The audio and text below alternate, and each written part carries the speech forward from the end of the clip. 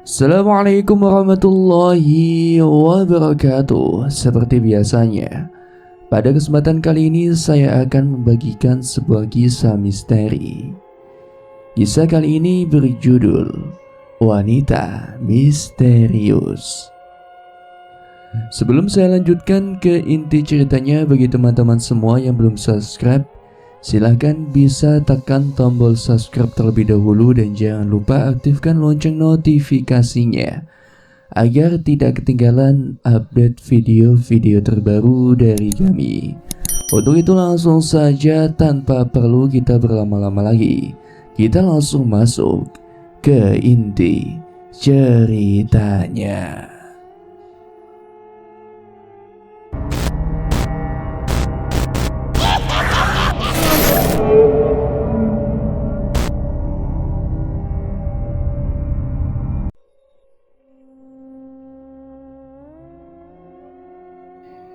Kisah ini terjadi di awal tahun 2000. Tidak perlu kusebutkan nama kota dan semua orang yang terlibat. Semuanya sudah kusamarkan, baik nama dan lokasi kejadian. Anggap saja ini adalah sebagai cerita fiktif yang bisa menjadi sebuah hiburan dan bisa diambil segala yang baik dan meninggalkan yang buruk. Karena sejatinya manusia memang sosok yang lemah dan mudah tergoda. Sebut saja Ari. Ia merupakan seorang pekerja di salah satu rumah sakit. Bidangnya bukan kesehatan, tetapi yang berhubungan dengan keuangan. Sebagai pegawai bank, terkadang Ari harus bekerja lembur untuk menghitung besaran biaya operasional rumah sakit tersebut.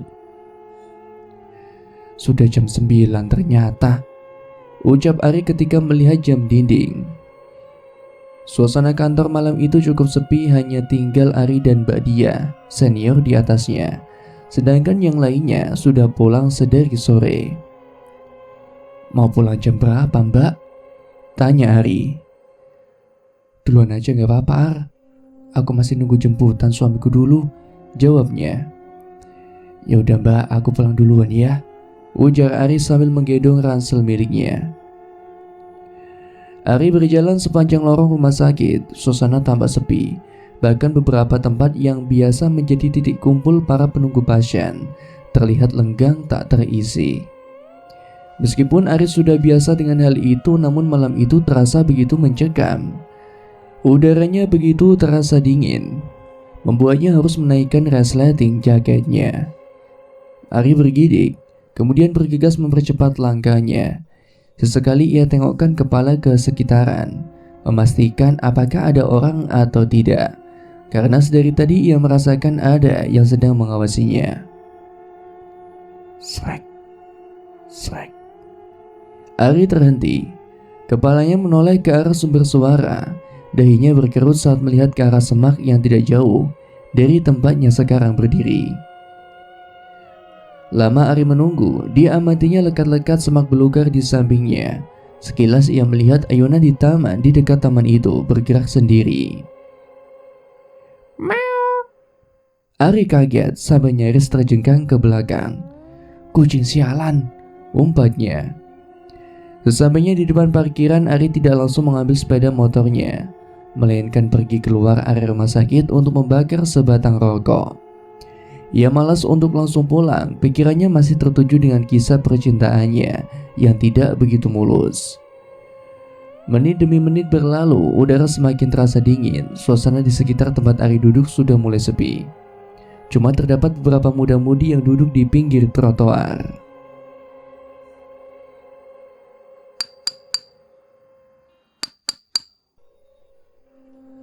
Terlihat penjual ronde dari kejauhan.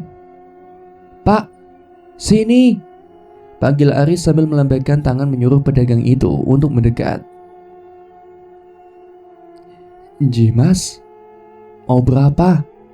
Kata penjual itu. Santai dulu lah Pak. Udah jam segini kok masih banyak Pak?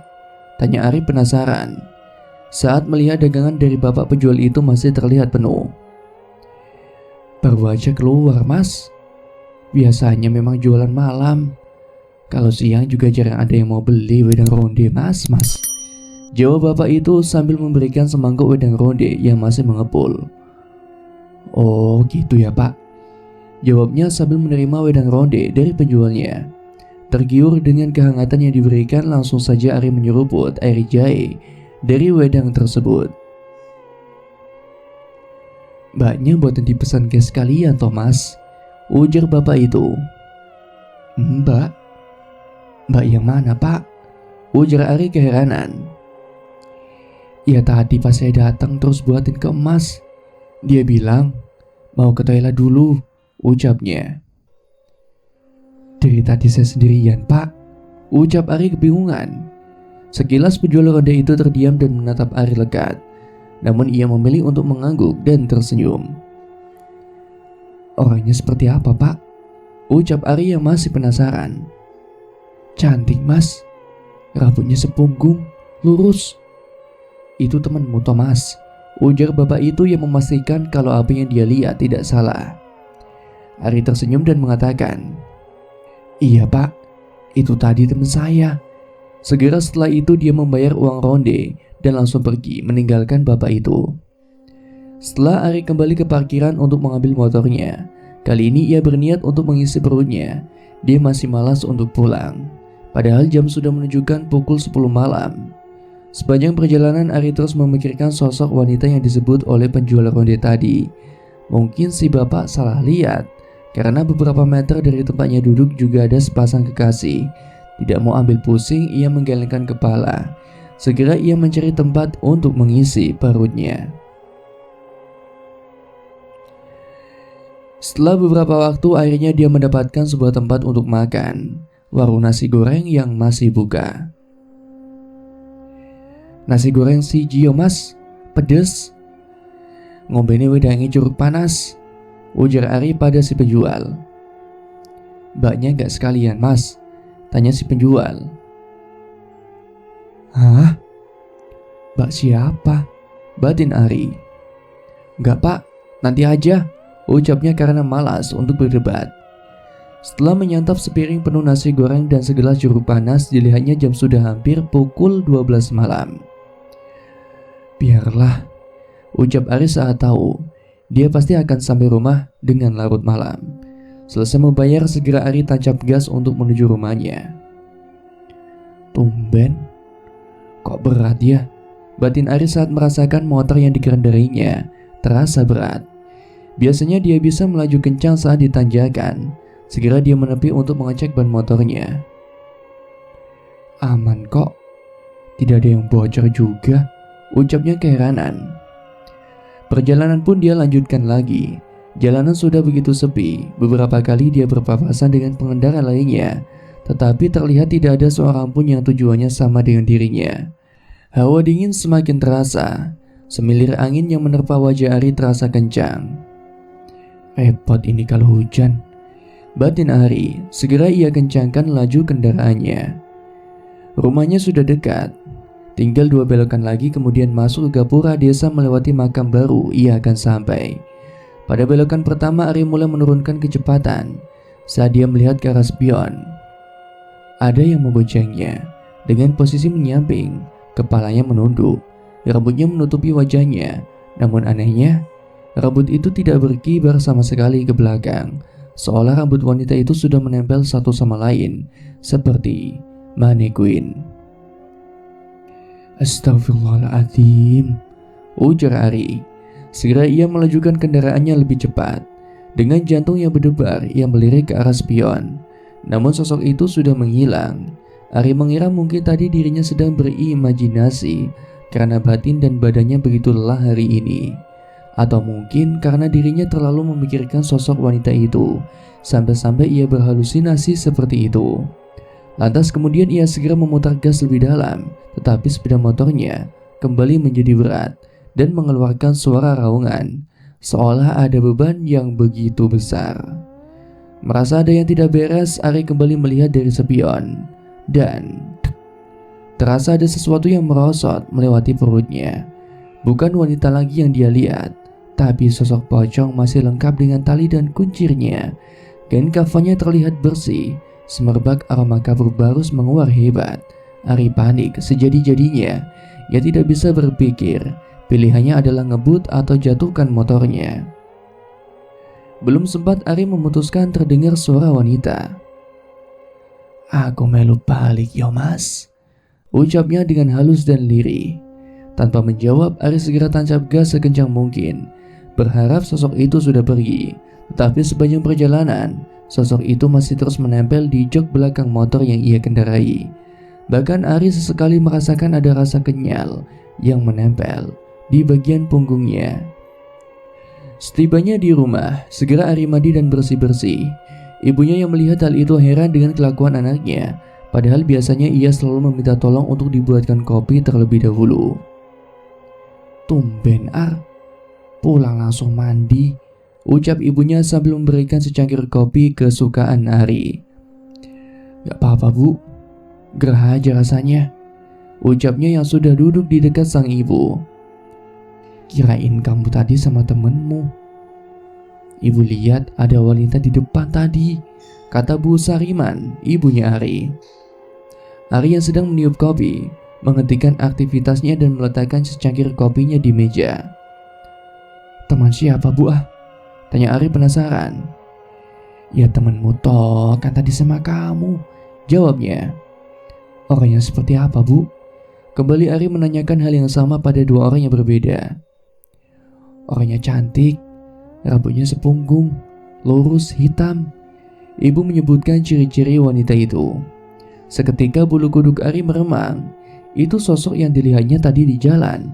Melihat gelagat Ari yang tampak aneh, Bu Nawi lantas bertanya, "Emangnya itu siapa?" ujarnya penasaran. Tidak mau membuat ibunya khawatir, Ari bilang kalau itu orang yang menumpang saat perjalanan pulang. "Besok-besok jangan mau ya. Kalau tengah malam ada yang mau nebeng, bahaya Ar," kata ibu. Ari hanya mengangguk dan berkata mau istirahat dulu saja dan segera beranjak untuk menuju ke kamarnya. Di dalam kamar setelah merebahkan tubuhnya, Ari masih memikirkan siapakah sosok wanita itu. Apa yang sudah dilakukannya sampai mengikuti Ari sampai rumah. Tidak menemukan jawaban, Ari segera memeluk gulingnya dan segera memejamkan mata. Ari menggeliat. Udara dingin membuatnya enggan untuk bangun, apalagi semalam ia tidur terlalu larut. "Mas, bangun," ucap suara lembut di sebelah Ari. "Iya bu, sebentar," jawab Ari tidak jelas sambil mengeratkan pelukannya ke guling. Begitu nyaman dan empuk, pikir Ari. "Mas, bangun," ucap suara perempuan itu lagi. Ari tersentak. Ia menyadari sesuatu. Ia tidur menghadap dinding dan ukuran kasurnya pun hanya 80 cm. Siapa yang ada di sebelahnya? Ia ingat betul tadi mengunci kendendel pintu kamarnya sebelum tidur. Ari meraba-raba guling yang ia pakai, tapi bentuknya sudah berubah. Bukan lagi permukaan halus yang rata, tetapi sudah berbentuk layaknya permukaan tubuh manusia. Segera ia membuka mata. Saat mendapati benda yang ada di sampingnya, Ari menjerit tanpa suara. Tepat di depan mukanya, ia melihat wajah yang begitu busuk, banyak lubang bernanas serta darah kental yang mengalir. Sosok pocong kini menatapnya dengan mata yang melotot. Bibirnya sudah hilang, memperlihatkan gigi taring dan gusi yang menghitam. "Bangun mas," ucap pocong itu dengan suara wanita. "Ah!" teriak Ari. Sepetan ia bangun dari mimpinya. Saat hendak beranjak, Ari kesulitan bergerak, bahkan untuk bernapas pun terasa sesak. Saat itu pula dia kembali melihat sosok wanita yang berjongkok di atas tubuhnya dengan rambut yang terurai menutupi muka. Ari sebisa mungkin berdoa dan menggerakkan badannya. Beberapa kali usahanya gagal, dadanya semakin sesak dan terasa sakit, kesulitan untuk menarik napas. Sosok wanita itu perlahan menggerakkan kepalanya. Ari yang panik sekuat tenaga mencoba untuk bergerak serta mengucapkan kalimat-kalimat takbir keras dalam hatinya. Seketika sosok itu lenyap dan Ari pun dapat bergerak dan bernapas. Ari segera bangkit. Tubuhnya gemetar hebat, napasnya tersenggal. Spray dan kaosnya basah penuh dengan peluh. "Kenapa kamu menggangguku? Apa salahku?" ucap Ari kebingungan. Paginya Ari kembali melakukan aktivitasnya. Meski dengan mata yang masih mengantuk, ia tetap harus pergi bekerja. Masih banyak kewajiban yang harus diselesaikan di kantornya. Semalam ia tidak bisa tidur dengan nyenyak. Sosok perempuan dengan bentuk pocong silih berganti masuk ke dalam pikirannya. Bahkan sesekali ia mendengar ada suara minta tolong dan tangisan wanita dari arah luar kamarnya. "Ari berangkat dulu ya Bu. Assalamualaikum," ucap Ari sambil mencium tangan ibunya. "Beneran kamu sehat? Libur aja dulu," kata Bu Nawi saat melihat anaknya yang terlihat begitu sayu, namun ia tetap mengulurkan tangannya. "Iya Bu, gak apa-apa. Ari sehat kok. Cuma tidak bisa tidur aja Bu tadi malam," kata Ari. "Ya udah, hati-hati ya Le." "Waalaikumsalam," kata Bu Nawi melepas kepergian anaknya. Saat perjalanan ke kantor, Ari masih memikirkan kejadian semalam. Penasaran dengan sosok wanita yang mengganggunya, Ari kembali melewati tempat ia membeli nasi goreng, namun tidak ia temukan kejanggalan. Selanjutnya ia melewati tempat ia duduk dan membeli wedang ronde, namun juga tidak menemukan sesuatu yang aneh. "Mungkin cuma jin yang mengganggu," batin Ari sembari melanjutkan perjalanan ke rumah sakit. "Ar, kemarin ada yang nyariin kamu, cewek," ucap Mbak Dia saat melihat Ari datang dan duduk di mejanya. "Siapa Mbak?" tanya Ari. "Gak tahu, cuma nyariin kamu. Waktu ku tanya namanya, dia langsung pergi. Aku juga ketemunya di luar sana. Kirain pacarmu," lanjutnya. "Bukan Mbak, aku belum punya pacar. Ciri-cirinya gimana Mbak?" tanya Ari penasaran. "Rambutnya sepunggung Ar, lurus, gak tinggi-tinggi amat. Wajahnya cantik kok," kata Mbak Dia. Wanita itu lagi, sebenarnya siapa dia dan apa yang dia inginkan? Ari yang kebingungan hanya bisa termenung, menatap ke arah layar komputernya. "Ar, kamu tahu gak? Sudah beberapa waktu ada mayat perempuan yang belum diambil sama keluarganya," ucap Mbak Dia sambil memeriksa beberapa tumpukan berkas yang ada di depannya. "Kasihan ya Mbak, emangnya identitasnya belum diketahui Mbak," jawab Ari. "Kurang tahu sih aku. Bukan ranah bagianku juga. Mau tahu juga buat apa? Serem kan?" kata Mbak Dia bergidik. Lain dengan Ari justru penasaran dengan sosok wanita yang dibicarakan oleh Mbak Dia. Sejenak dia ragu, namun akhirnya ia beranjak untuk menuju pos satpam yang berada di depan berniat untuk mencari Pak Wisnu yang ia kenali, yaitu merupakan orang yang pasti sudah terbiasa dengan hal-hal yang berupa penampakan. "Mau kemana Ar?" tanya Mbak Dia. Ari hanya memberikan gestur kedua tangannya yang terjepit dan memaju mundurkan di depan bibir. "Pak Nu," sapa Ari pada satpam rumah sakit tersebut. "Mau sebat Mas," ucapnya. "Iya Pak, ada yang mau saya tanyakan Pak," jawab Ari. "Tanya apa Mas?" tanya Pak Wisnu sambil memberikan secangkir teh hangat pada Ari. Mereka berdua keluar pos menuju trotoar yang di luar rumah sakit. Jelas mereka tidak boleh merokok di lingkungan dalam. "Pak, Bapak percaya nggak sama dedemit atau hantu atau setan gitu?" tanya Ari sambil menghisap rokoknya dalam-dalam. "Percaya Mas, saya sering kok lihat di sini kalau pas jaga malam. Dan baru semalam saya dilihatin lagi," balas Pak Wisnu sembari mengambil rokok di kantong jaketnya. "Memangnya kenapa Mas?" lanjut Pak Wisnu. "Semalam ada kejadian aneh Pak. Dari pas beli wedang ronde." Ari pun menceritakan apa yang terjadi malam itu. "Gini aja Mas, nanti malam kita lanjutkan. Kebetulan saya juga jaga malam nanti. Gimana?" ujar Pak Wisnu sembari melihat jam tangannya. "Boleh Pak, lagi pula ini sudah lewat 10 menit dari jam kerja," ucap Ari sembari berdiri dan mematikan puntung rokoknya. Hari itu Ari lalui dengan sebagian waktu untuk melamun. Mbak Dia pun memperhatikan tidak heran. Ia berpikir mungkin Ari sedang putus cinta, makanya lebih baik sementara dia biarkan terlebih dahulu, asalkan pekerjaannya terselesaikan. Tidak terasa waktu sudah menjelang maghrib, Ari sudah bersiap-siap untuk bertemu kembali dengan Pak Wisnu. Ar, aku pulang dulu ya. Kamu gak usah lembur-lembur deh. Terus nanti dicariin cewekmu lagi kayak kemarin, ucap Mbak Dia tanpa rasa bersalah. Monggo mbak, hanya itu yang diucapkan oleh Ari. Waktu sudah menunjukkan pukul 6:30 sore. Ari beranjak untuk menemui Pak Wisnu. Tidak seperti biasanya, lorong rumah sakit kali ini begitu sepi. Biasanya para penjenguk pasien sedang berbondong-bondong untuk datang berkunjung. Tumben banget sepi, batin Ari. Khawatir melihat penampakan lagi, ia segera mempercepat langkahnya. Glodok. Terdengar suara berangkar yang didorong dari kejauhan.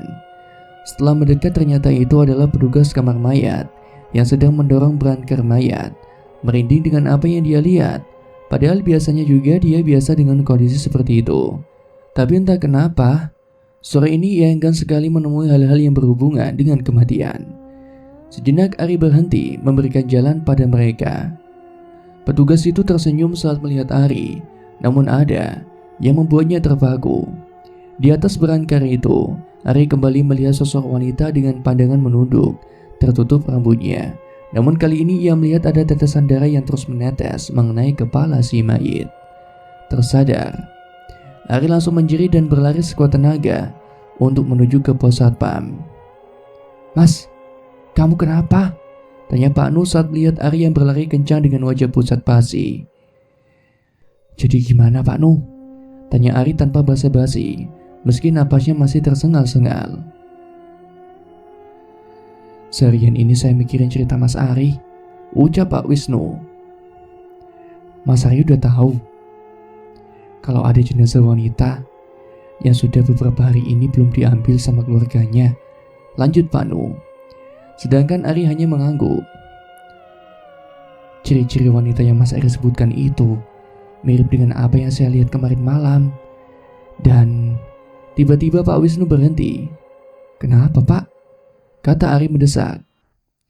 Wanita itu mirip dengan jenazah yang belum diambil Mas, ucap Pak Wisnu. Lantas kenapa dia menghantui saya Pak? Kata Ari penasaran. Ya itulah, saya juga kurang tahu Mas. Lebih baik kita tunggu Mas. Kalau malam ini Mas Ari masih diganggu, mungkin dia ingin menyampaikan sesuatu, ucapnya. Memangnya identitasnya belum diketahui Pak? Tanya Ari yang masih belum puas dengan jawaban Pak Nu. Belum Mas, pihak keluarganya juga belum ditemukan, atau bahkan dia mungkin sudah sebatang kara, ucapnya. Ari yang mendengar itu hanya bisa mengerang. Ia benar-benar khawatir kali ini. Bagaimana mungkin sosok itu menghantuinya? Bahkan Ari pun tidak mengenal si korban. Setelah beberapa waktu mengobrol, Pak Wisnu minta izin untuk kembali bekerja, sedangkan Ari masih duduk di pinggir jalan, ditemani dengan sebatang rokok. Saat asik melamun, ia mendengar suara rintihan wanita tepat di samping kanannya. Namun saat menoleh, ia tak mendapati seorang pun di sana. Kenapa kamu menggangguku?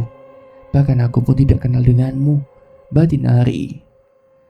Tolong, ucap lirih suara wanita di telinga Ari. Pergilah, aku tidak mengenalmu, kata Ari sedikit kencang. Tolong, ucapnya lagi, kali ini bersamaan dengan bau kapur barus yang begitu menyengat. Kemudian digantikan dengan bau busuk yang sangat memuakan. Ari segera pergi untuk menuju pos di mana Pak Wisnu berjaga. Segera setelah sampai, dia menceritakan apa yang baru saja dilaluinya. Apa benar Mas? Kamu tidak mengenal wanita itu? Kenapa dia mengganggumu? Pertolongan apa yang dia minta? Ucap Pak Wisnu kebingungan. Justru itu Pak yang membuat saya bingung. Pertolongan apa yang dia inginkan? Kata Ari. Mending kamu cari orang pintar Mas, kiai atau ustadz. Aku khawatir demit itu akan terus mengikutimu, saran Pak Nu. Ari menganggukkan kepalanya karena dia tidak mau terlalu malam sampai rumah. Akhirnya ia memutuskan untuk segera pulang. Aku pulang dulu ya Pak. Nanti kalau ada apa-apa, segera aku kabari, kata Aris sambil melihat jam yang ada di pergelangan tangannya. Ari bergegas untuk menuju rumahnya. Kali ini ia tidak berniat untuk mampir makan atau sekedar membeli minum. Ia takut kejadian semalam terulang kembali. Awalnya perjalanan terasa lancar hingga saat melewati tikungan pertama. Sama seperti malam sebelumnya, motornya terasa begitu berat. Semerbak bau kapur barus tercium kuat dari arah belakang Ari. Dengan perasaan was-was ia mencoba untuk melihat spion dan benar saja, ia melihat sosok wanita itu lagi. Panik, Ari mempercepat laju kendaraannya dengan secepat mungkin di luar rata-rata. Apa maumu? Jangan menggangguku, teriak Ari memberanikan diri. Sosok itu bergeming dan tidak berucap apa-apa. Ari mencoba untuk membaca doa-doa untuk mengusir jin yang pernah ia dipelajari.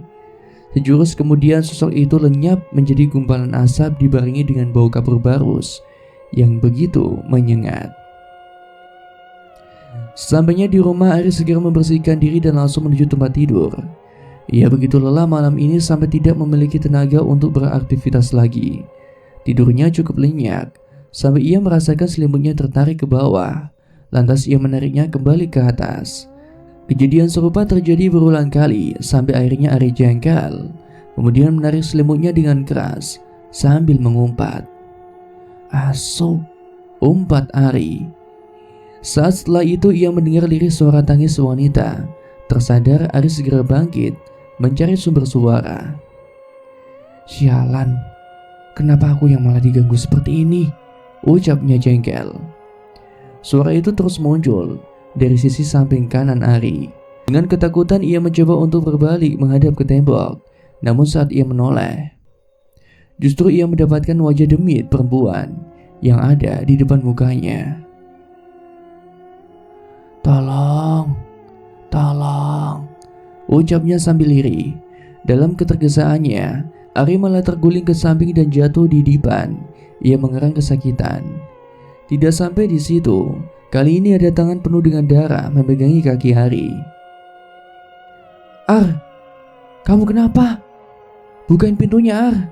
Terdengar suara ibunya memanggilnya panik. Tolong Bu, tolong, kata Ari. Terikan dari sosok itu begitu kuat sampai Ari harus mengerahkan seluruh tenaganya. Astagfirullahaladzim, astagfirullah, ucap Ari sambil menarik kakinya. Sialnya saat lepas lututnya malah terbentur pinggiran dipan kayu. Rasa sakit yang muncul membuat Ari tidak bisa berdiri. Tergesa dengan merangkak, Ari membuka pintu. Kenapa kamu, Leh? Tanya Bu Nawi panik. Itu Bu, ada setan Bu di sana, ucapnya histeris sambil menunjukkan adanya bekas biru di pergelangan kakinya. Bu Nawi segera melongok ke kolong tempat tidur, namun ia tidak mendapati apapun di sana. Kembali ia menatap ke arah anak semata wayangnya itu. Kenapa bisa seperti ini, Ar? Tanya Bu Nawi sambil mencoba untuk memapah Ari untuk menuju dipan. Ke ruang TV aja Bu, pinta Ari. Tidak membantah, Bu Nawi segera membantu Ari berjalan untuk menuju ke ruang tengah. Setelah merebahkan anaknya, Bu Nawi berjalan untuk menuju dapur mengambil air untuk Ari. Jane kenapa tole? Tanya Bu Nawi penasaran. Ari kemudian menceritakan tentang apa yang terjadi. Tidak mau terjadi apa-apa, segera dia memanggil Letno, adik kandungnya yang mengerti hal-hal gaib seperti ini. Sesampainya Letno di dekat Ari, Letno langsung duduk bersila dan memejamkan matanya. Mulutnya komat-kamit mengucapkan sesuatu yang tidak bisa didengar oleh Ari. Kowe nglakoni apa? Tanya Letno setelah beberapa saat terdiam.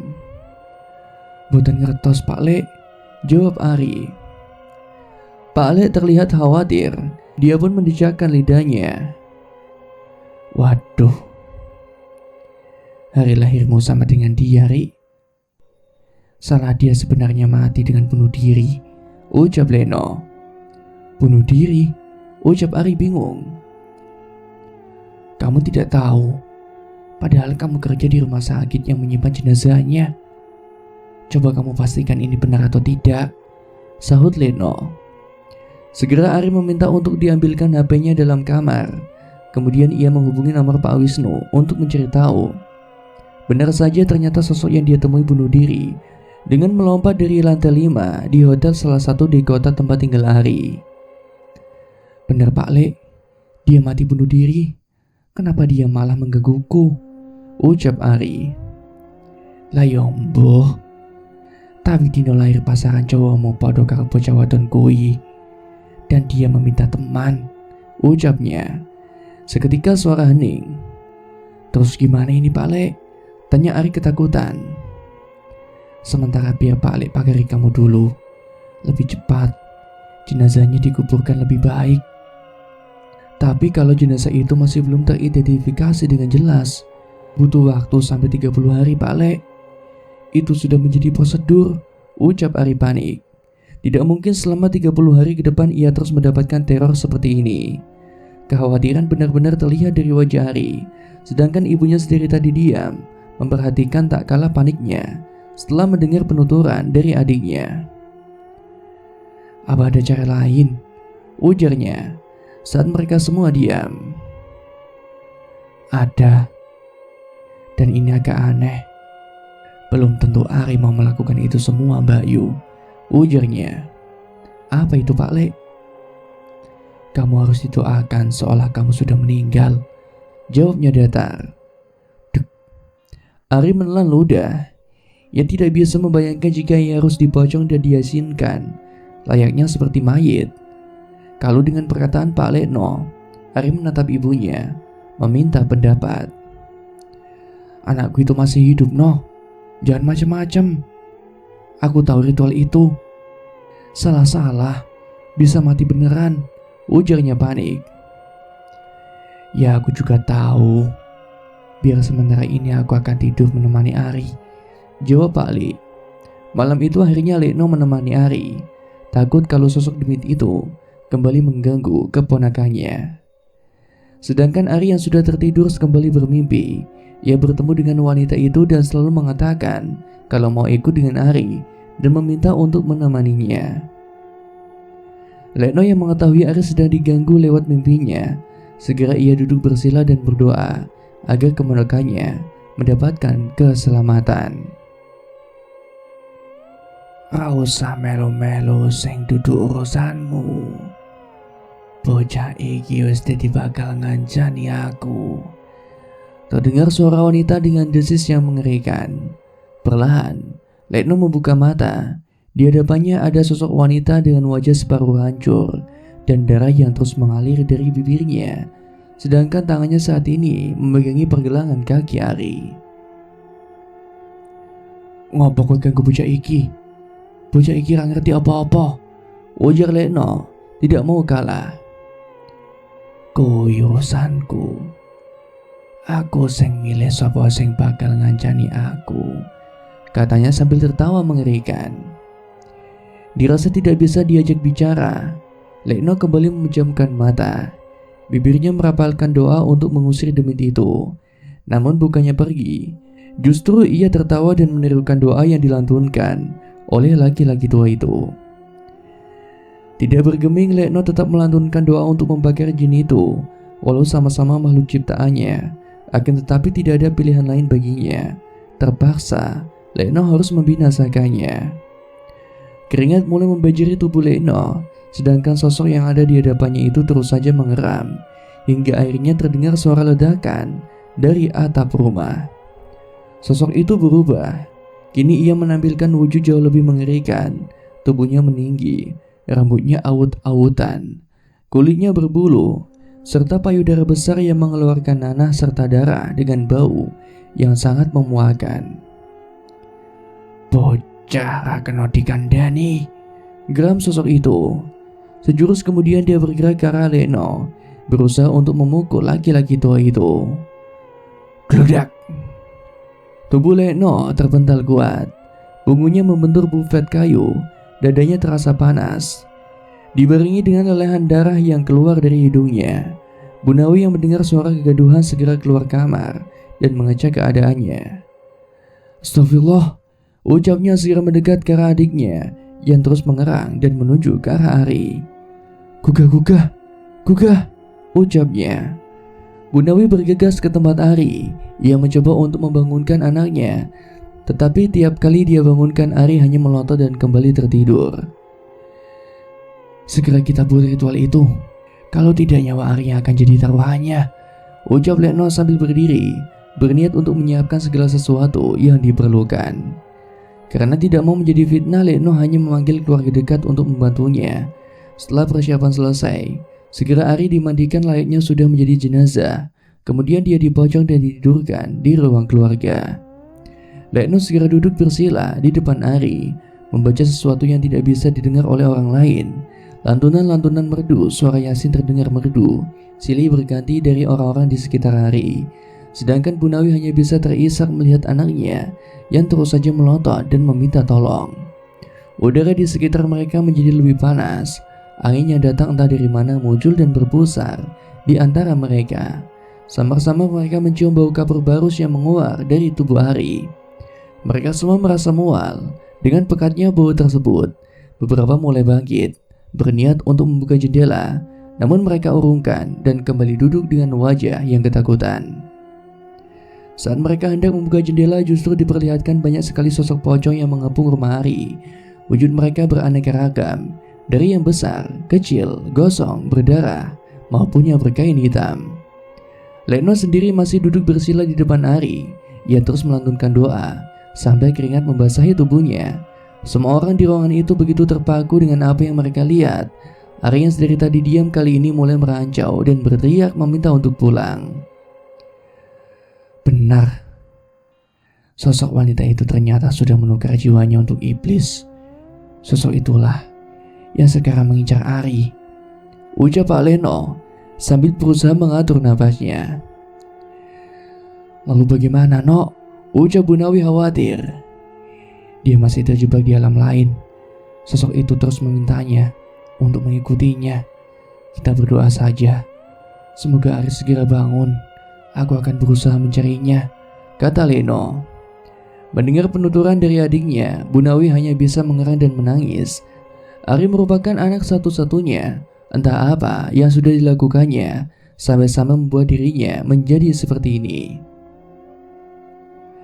Sementara itu, aku tidak mau. Pergilah dari sini, ucap Ari yang berusaha melepaskan cengkraman demit wanita itu. Ari tidak tahu apa yang sebenarnya terjadi. Ia melihat banyak anggota keluarganya sedang berkumpul dan membacakan doa untuk dirinya yang sudah terpocong. Ari terus minta tolong pada ibunya dan yang lainnya, namun sepertinya mereka tidak bisa melihat keberadaannya. Sampai ia melihat ada satu sosok yang membuatnya ngeri. Sosok makhluk hitam dengan bulu di sekujur tubuhnya, dengan payudara besar yang menggelantung. Sosok itu berdiri tepat di samping tubuh Ari. Tangannya terus membelai kepala Ari dengan lembut. Bibirnya tersungging, senyum menyeringai. Ayo Melo, geram sosok itu sambil meraih tangan Ari. Kaget, ia berusaha untuk melepaskan cengkraman demit itu, namun tarikannya terasa begitu kuat. Tenaga Ari sudah mulai habis. Dia hanya bisa berpasrah memohon pertolongan pada Allah Subhanahu wa Ta'ala.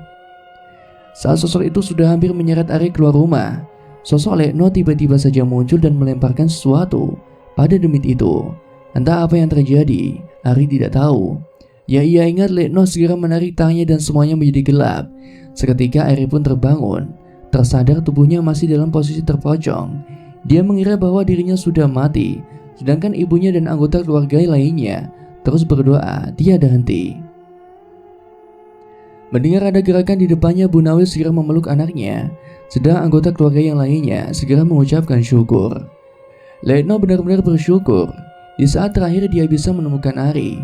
Jika terlambat sedikit saja, pasti Sukma keponakannya itu sudah terjebak di dimensi lain. Setelah itu semua ikatan yang ada di tubuh Ari dibuka. Lalu dia dimandikan dengan bunga 7 rupa, dengan dicampur air garam dan daun sirih hitam untuk menetralisir energi negatif yang ada di tubuhnya. Saat kondisi mulai tenang, Letno kembali berbicara. "Sebenarnya apa yang kamu lakukan, Ar?" ucapnya sambil menghisap sebatang rokok. "Ari benar-benar tidak tahu, Pak Le," ucap Ari yang juga bingung. "Karena yang Pak Le lihat, kamu meminum air yang wanita itu berikan. Dan itu yang membuat kamu ditandai," kata Pak Le. Sejenak Ari diam, mengingat-ingat kapan dia diberi air oleh wanita yang tidak dikenalnya. Dan baru beberapa waktu kemudian dia tersadar. Beberapa minggu yang lalu dia memang duduk di taman seperti hobinya saat sudah pulang kerja, hingga ada wanita yang menghampirinya dan memperkenalkan diri dengan nama Surti. Dia bercerita kalau sedang banyak masalah di kehidupannya. Karena merasa berempati, akhirnya Ari menanggapi wanita itu. Terlarut dalam obrolan, wanita itu menawarkan untuk membelikannya wedang ronde keliling. Karena memang udara saat itu sedang dingin dan Ari tidak curiga sama sekali. Letno hanya menggelengkan kepala, sedangkan ibunya sedikit marah karena Ari mau menerima makanan dari orang yang tidak ia kenali. Setelah semua kejadian itu, sekarang Ari bisa melihat sosok-sosok astral. Awalnya dia hampir depresi, namun berkat bimbingan dari Letno, akhirnya Ari bisa menerima itu semua dan mulai berdamai dengan apa yang dimilikinya saat ini. Demikianlah cerita yang dapat saya sampaikan. Semoga dari kisah ini bisa diambil manfaat, juga pelajaran untuk kita bersama-sama. Amin amin ya rabbal alamin. Oh ya, dan bagi teman-teman semua yang belum subscribe, silahkan bisa tekan tombol subscribe terlebih dahulu. Dan jangan lupa aktifkan lonceng notifikasinya agar tidak ketinggalan update cerita-cerita terbaru dari kami. Terima kasih dan sampai jumpa di episode selanjutnya. Wallahul muwaffiq ila aqwamit thoriq. Wassalamualaikum warahmatullahi wabarakatuh.